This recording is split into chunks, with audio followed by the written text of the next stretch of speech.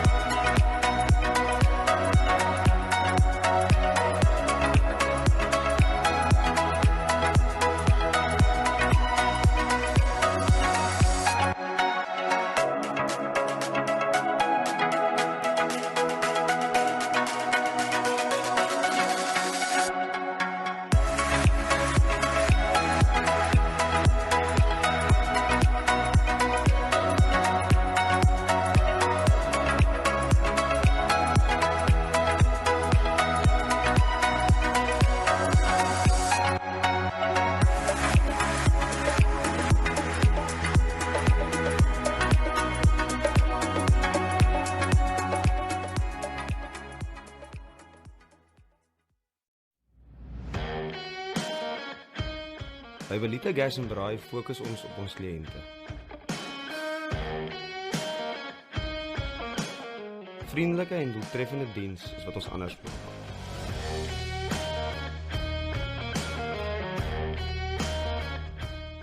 Ons werk as 'n span met integriteit en deursigtigheid.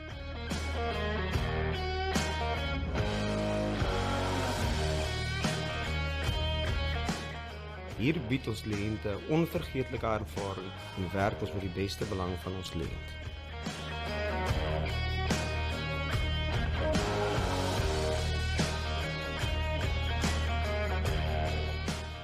Ons lewer nie net produkte aan ons kliënte nie, ons lewer ook 'n volledige diens, insluitend onderdele en tegniese ondersteuning.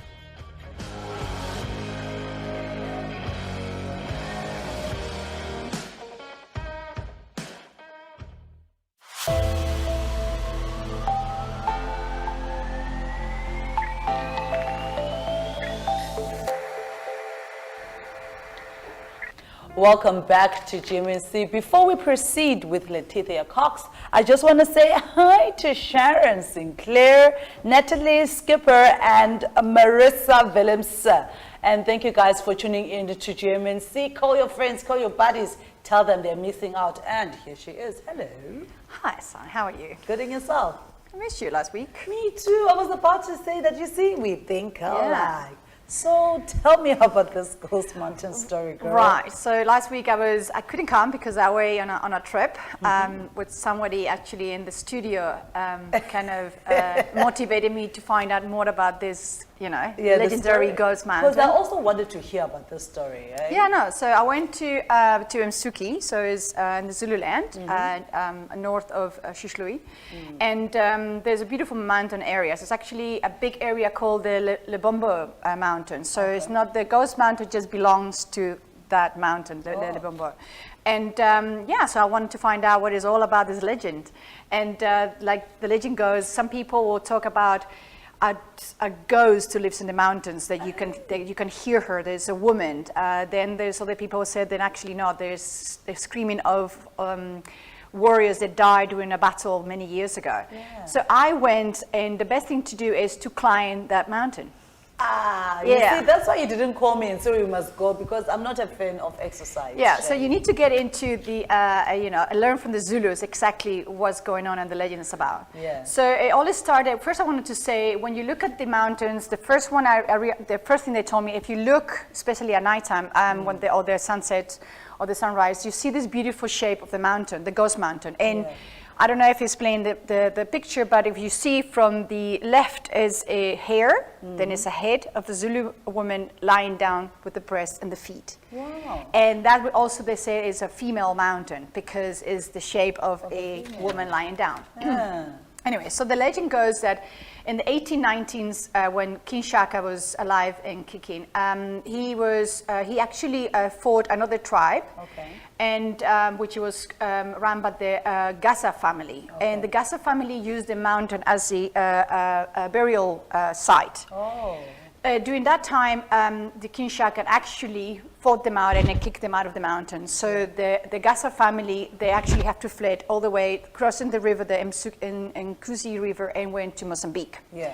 But the legend said, not the legend, the history tells us that the Gaza family has quite a belief that they still have to use the mountain as a burial site for their chiefs. So although they're being kicked out, and they still will bring the chiefs from all the way from Mozambique, about 1,000 kilometers far away, and they will bring them back for a ceremony and bury them in the mountain. Wow. In some of the caves, the secret caves. Anyway, so that was one of the first history that I learned. Years later, about 60 years later, so in the 1870s, there was another well-known battles, but it lasted about 6 months. And during 6 months, there were the British Army colony trying to divide the tribes, the Zulu tribes, into 13 different chiefs and different tribes. So they fought, and they actually wanted them to fight against each other. So they will conquer afterwards. So during all those 6 months, chiefs and different warriors fought against each other until there were 2 left. Yes. And one was Chief Dini Sulu, and the other one was... And like I said, forgive me because I have extremely respect for the Zulu culture, and I don't want to say the names wrong, so I don't want to savage their names. Yes. The last 2 tribes, Zulu tribe, they fought against each other, but the Nisulu was actually losing. He knew that the others had the upper hand, so he joined forces with the British. And other Europeans, and because they had, they were armed with firearms. That was it. It was a massacre. So over there, that very famous battle was known because there were bodies all over. And the legend said that you could find years later remains of those warriors from the bottom of all the way to the top to the mountain. So anyway, but we still have to come back to the first cultural event, where the Gaza family was bringing their chiefs that died to bury them. And how do they do it? Because they were afraid of the King Shaka ruling, they will come and travel at nighttime. What? They will bring their chiefs wrapped up and mummified, and then they will do a proper burial where they were singing. And because it was a nighttime, they used to use man-made torches. Oh. So when people talk about sounds Yes. and flickering lights, Yes. now you understand where this is coming. And years later, after the second battle, then that you remember, other conquerors and other missionaries came to those mountains. Yeah. And they could hear singing, Oh, and they could see lights. Yeah. So they thought that they were the sounds of those warriors that are dead. Oh. And so it's quite interesting. You need to get a whole picture before you understand that what was the going legend on. of the Ghost Mountain. So maybe there's a woman Maybe there ghost isn't. in the mountain. Maybe is those warrior spirits still crying. But so that was the Ghost Mountain legend. And I just always wanted to find out about this legend because when one of our colleagues went there, she was like, oh my gosh, you know, it's this legend. I'm like, okay, now you know something that I don't. Now we need to find out. And I'm glad that you actually went, and I'm glad that I didn't go with you because I don't do ghosts and I don't do exercise. No, it was very interesting. And there was one more interesting fact that actually there's no in the books. And one of the local, a local guy said to me, the Nkusi word, so the river, which everybody knows. So that word comes from when the King Shaka trying to, he was not even satisfied by kicking the Gaza family out of the mountains. Yeah. He actually wanted to cross the river and follow them and terminate them. Oh my Yeah, God. he was sort of brutal. And But the legend goes, or the according to the locals, that every time he tried to cross the river to look for the Gaza family, the river was full. Oh. And this happens about 6 times or more. So King Shaka decided that there was a warning, that the river was giving him a warning not to cross the river. And apparently Nkusi, if I pronounce it correctly, means warning. So the Nkusi River. Oh, now it makes sense. That was quite the, yeah, I like those. Things like that. And I love the fact that you went there. This is what's interesting about Lens Traveler, guys. She goes and takes pictures, and then within those pictures, she actually finds a story. And that now is the picture and the story together, and it makes sense. Yeah, no, it was, imagine being up there. There's more caves that I wanted to explore, which are actually the secret burial caves. Yeah. But I went once to a few where they actually used them to stay and to live during the battle, and when they were using them as their refugees. So it's an absolutely beautiful area. Wild but beautiful, and like I say, if you go to the top, it's tough, I promise you, when it's such a reward when you get to the top, and even just the way up there, you meet other people still leave, you see all the homestays from far, and you learn about it. So I was just about to say, I'm sure you learn a lot from someone who is not really born in South Africa. But you know what? The Zulu culture has got such a beautiful stories in and around KwaZulu-Natal, and I'm sure you were having fun to experience them. Yeah, so, but I will, because like I said, I'm afraid I don't want to savage the culture of Zulu with pronouncing it wrong. So in my website will put the whole story with spelling the proper names and the more details about the legendary. So your website, you mean the Let's Traveler website? Yes. So guys, there you have it, the full story about Ghost Mountain. You will find it on Let's Travel. Thank you very much for coming through. You, Sarah. It's always a pleasure to see you. Well, there you have it, folks. A story that is one that you cannot miss. But after the ad break, we're going to be speaking to Taryn, and she's from Mad Haters Party Shop, and she's going to be talking to us everything and anything that has to do with balloons after this.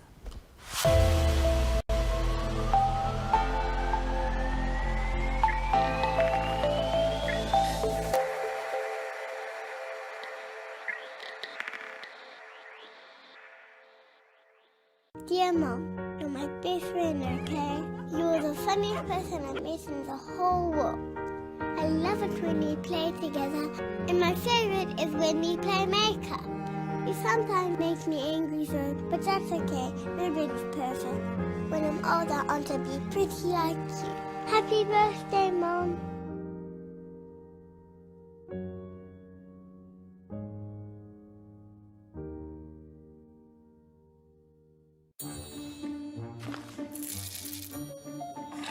Freshly ground, not capsuled.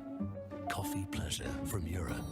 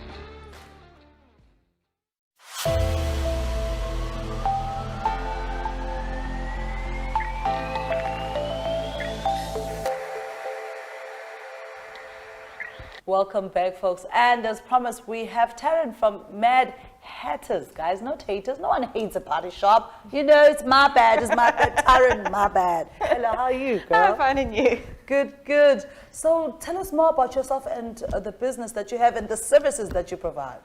So I'm Taryn from Mad Hatters, as you did tell the viewers. My husband and I have had the shop for about 4 years now. Oh. Balloons is my passion. So about 2 years ago, I actually studied balloons, and I became a certified balloon artist. Wow. So there's only 16 of us in South Africa. It's an international course.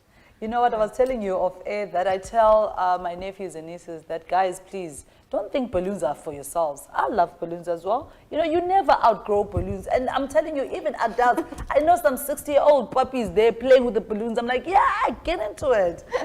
Yes, now everybody loves balloons. Yeah, true, Everybody. true. And for any occasion. Yeah, so what specifically do you guys cater for, you know, parties, baby showers, stuff like that? Any celebration. So we've got the party shop itself, which has your sort of essentials for your parties. Then we've also got your dress-up items. So your accessories that we sell. And then we've also got a section upstairs where we rent out costumes. Oh, I like that. That makes more sense. Yeah, you know, when it's Halloween and stuff like that. Yes. Also costume parties, yeah. Yeah, no, there's a lot of dress-up parties, and schools also do a lot of dress-up. Yeah, true.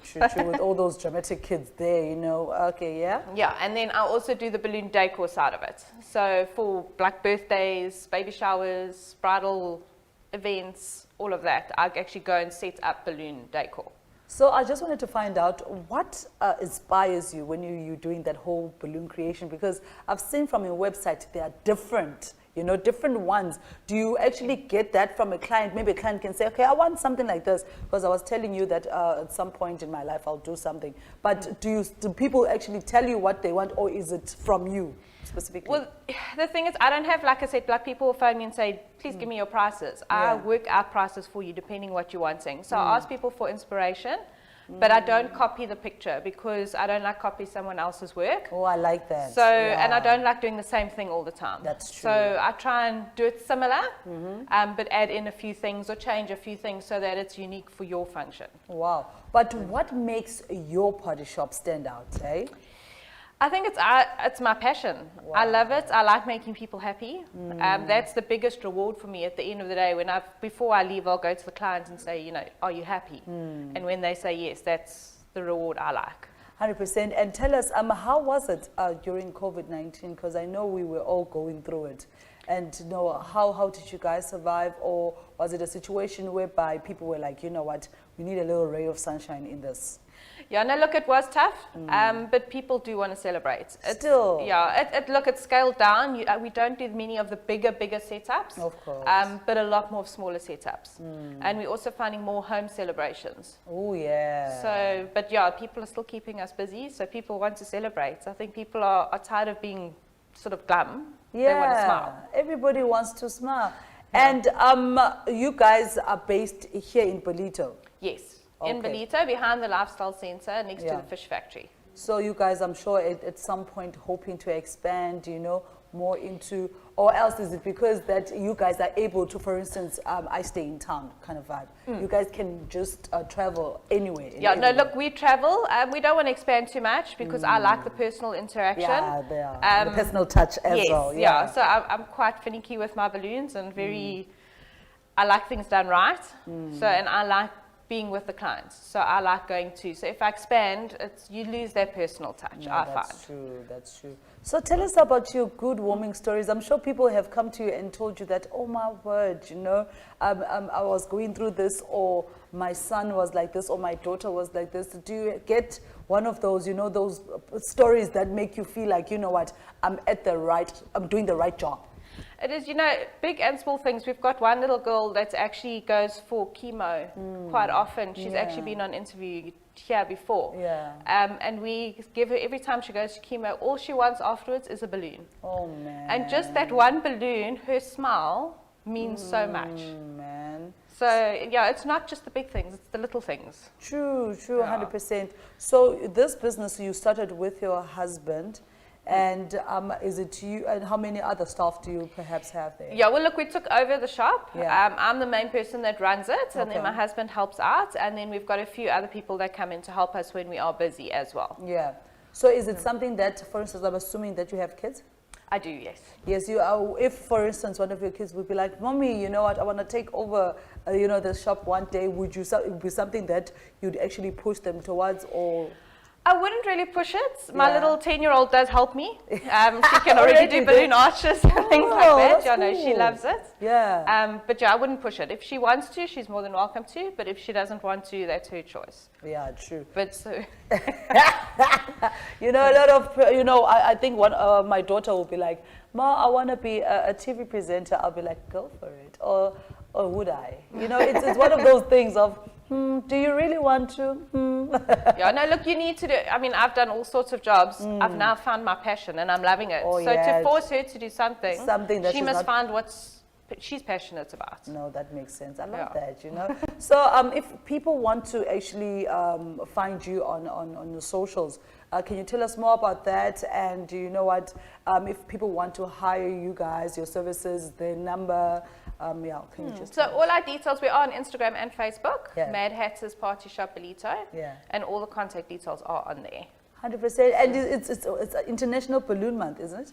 It is, yes. So, and then also just to let you know, all our latex balloons are biodegradable. Oh, So okay. part of the course I did, we actually signed a thing to say we will only use biodegradable balloons. Wow. So to help protect the The environment. environment. Yeah. Well, there you have it, folks. Mad Hatters, not haters, guys. Party Shop here in Ballito is the place that you need to actually get after this. So thank you very much for coming through. Thank you so much. Yeah, guys, go ahead and get her. So, guys, after this, we're going to be speaking to Jenna Page, and we're going to be moving towards the ad break. Catch us after this.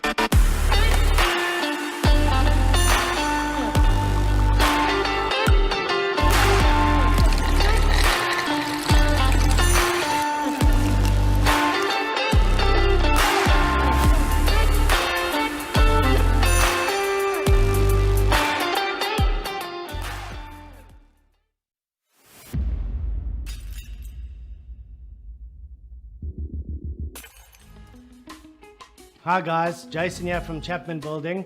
Looking forward to introducing a new 13-episode series called Under Construction with Chapman Building. We will be covering various aspects of the building industry and our business to educate and help Ballito residents understand more about the building industry.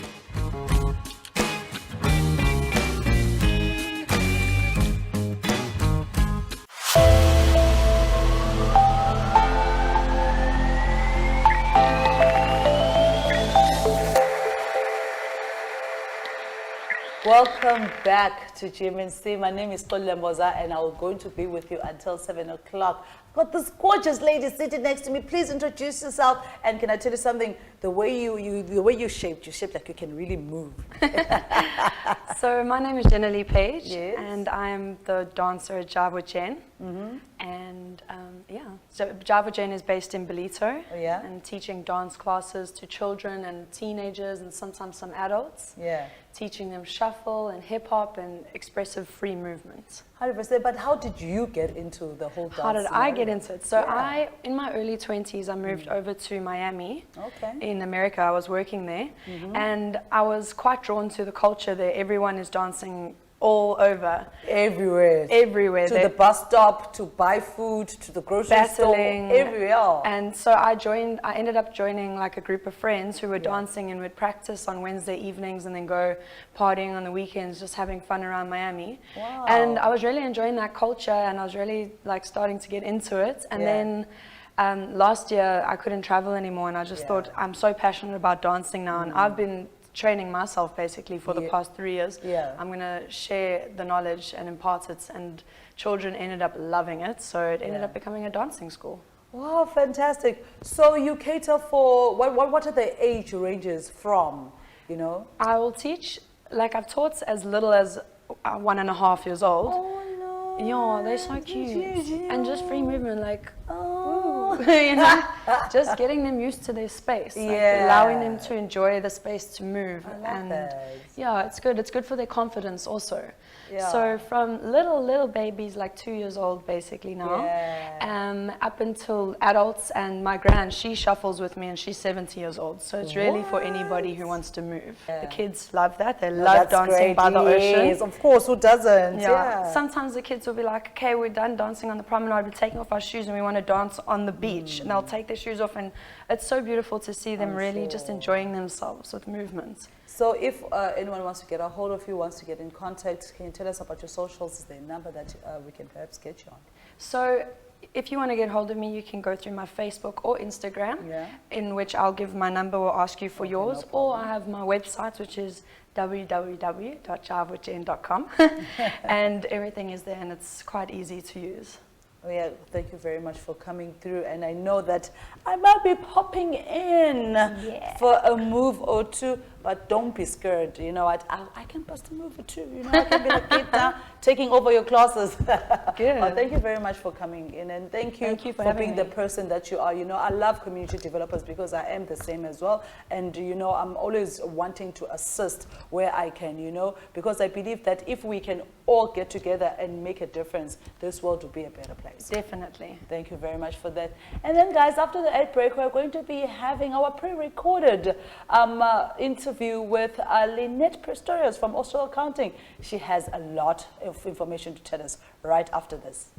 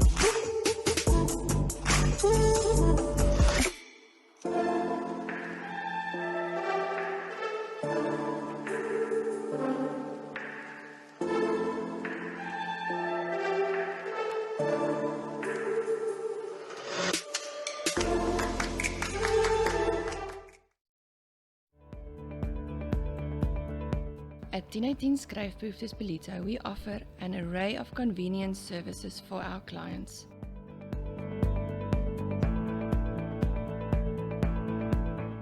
Our friendly team will take care of your orders, from picking to packing and arranging them for your office.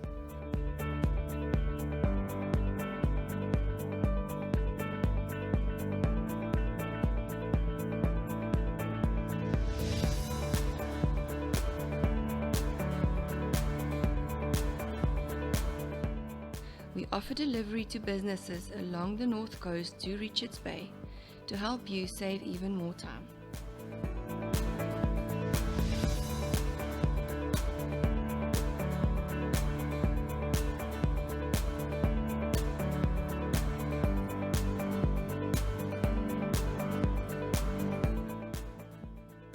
Proudly Ballito.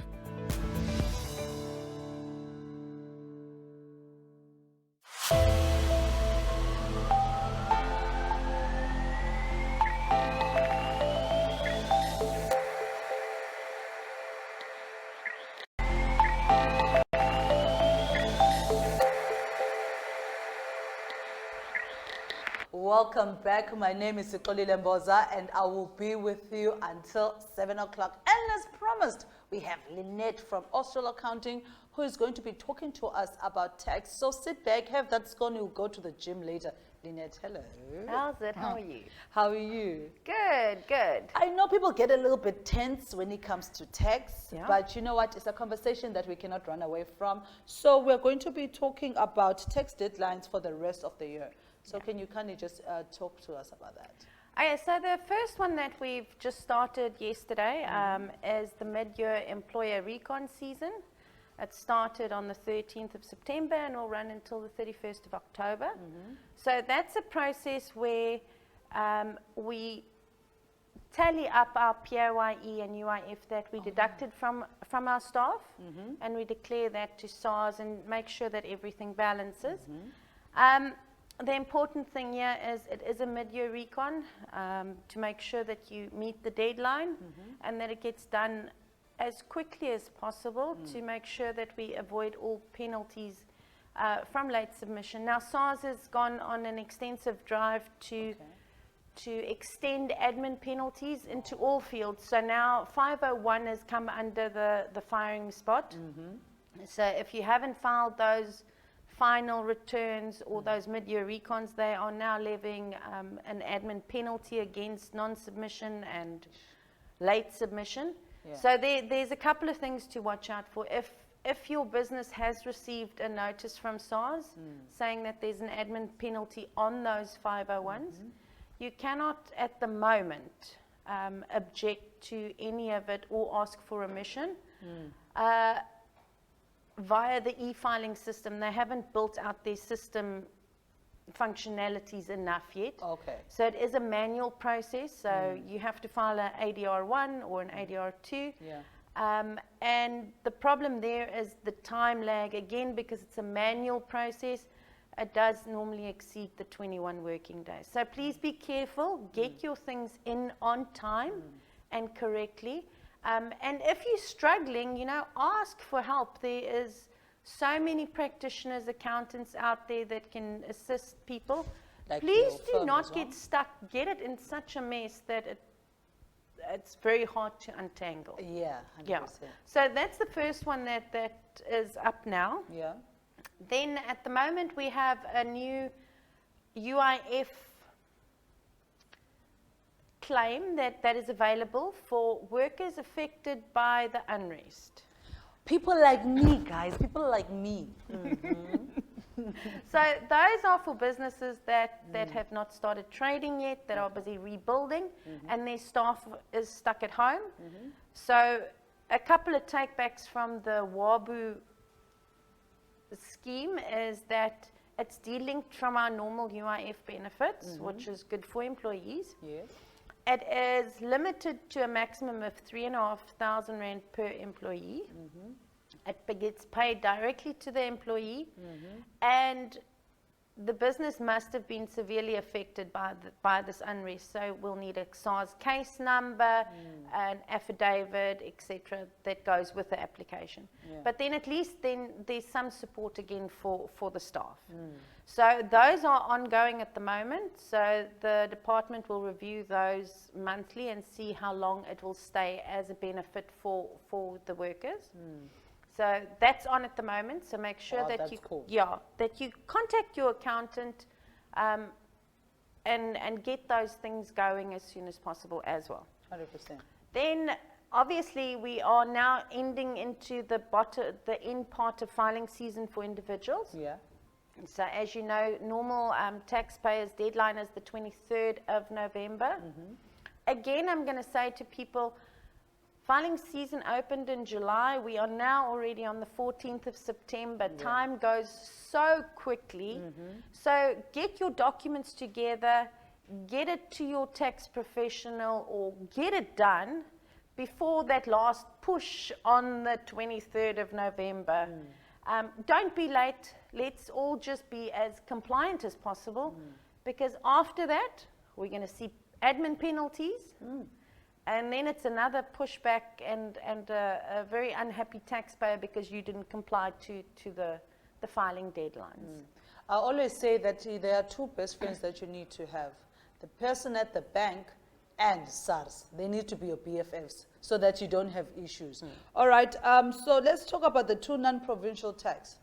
So the taxpayers that are provisional taxpayers, they will have until 31st of January to file, so they still have some time. Okay. But it's these non-provisional taxpayers that have to file by the 23rd of November. Yeah. So get your things done. Let's just submit. Let's be compliant, and make filing season a little bit easier this year. Yeah, 100%. So for if anyone wants to actually get your services, so what are your socials, where are you guys based, and so on and so forth? So we are an accounting and tax practice based in Mshlanga. We have all the socials, so you can find us on Facebook, Instagram, Twitter. Alternatively, you know, just Google my business, Austral Accounting, and you'll definitely find directions right to my front door. Alternatively, yeah, just give us a call.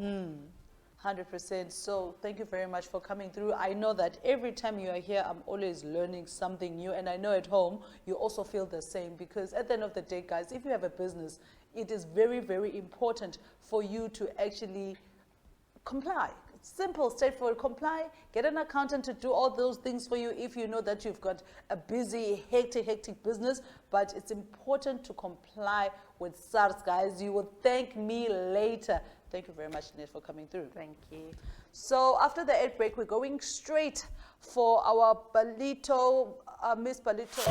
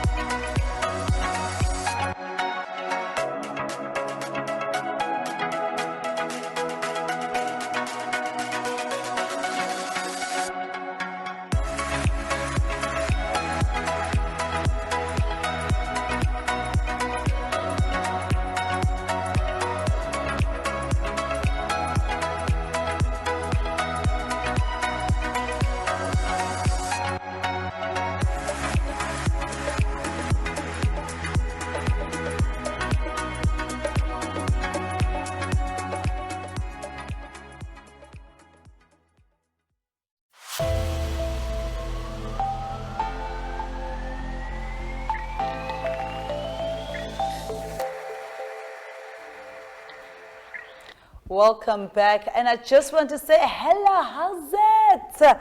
To Neil Jacobs, Willie van Herden, and Franny Jobet, who are watching us. And guys, you know what, call your friends, let it be a party. You haven't missed anything yet, but you know what, what's coming up is Heili and Deon with our weather and surf report.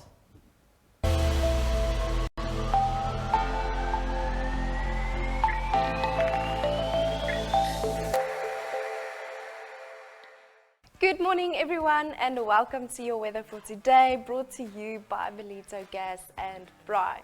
This year we are doing spring by faith and not by sight. Na 'n lekker warm dag is dit alweer bietjie koeler vandag, maar tog aangenaam. We have a high of 24 degrees and a low of 18 degrees. The real feel will be 24 degrees as well and the real feel shade 23 degrees. We have a southerly wind at 19 kilometers per hour and wind gusts at 26 kilometers per hour. Also 25% chance of showers today. The sunrise will be at 5:38 a.m. and the sunset at 5:55 p.m. Pretoria will be partly sunny, maar lekker warm with a high of 32 degrees and a low of 19 degrees. Joburg also partly sunny with a high of 29 degrees and a low of 17 degrees. And Cape Town, some brilliant sunshine today with a high of 18 degrees and a low of 14 degrees. Next up will be your surf report brought to you by Tino Ten Skryfbehoeftes and Deon Bosman from Victory Surf. We'll see you tomorrow.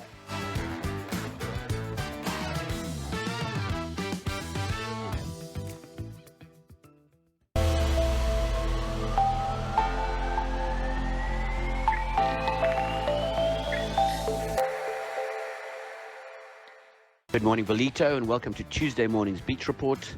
And for those holiday makers, another cracker day on the beach with reasonably light southwesterly breezes coming through for most of the day. It's going to blow between 12 and 16 knots, which is around sort of 20-25 kilometers an hour, so not too much wind. It's only 1-star rating on Wind Guru, so the beaches will be packed again today, and there's some really nice surf out there. It's still a solid 1.5 to 2 meters, and maybe just pick the beaches that are a little bit more protected, like the bog, for example. That should have some good little right-handers with a nice 1.5 meter swell.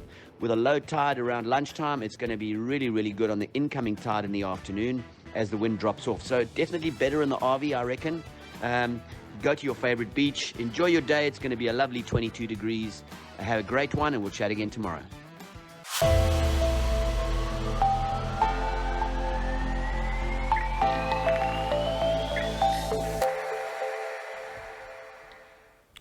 Well, it's run about that time where I have to say goodbye. But before I do so, I just wanted to thank you at home for watching. I just want to thank our awesome guests that came and graced us with their interesting stories. And I just wanted to thank our sponsors, Singh Africa, always making me look suave every morning. And coming up is a music video showcase by Vector Fields. And from me, it's adios, but don't forget, laugh out Larry after the show. Bye.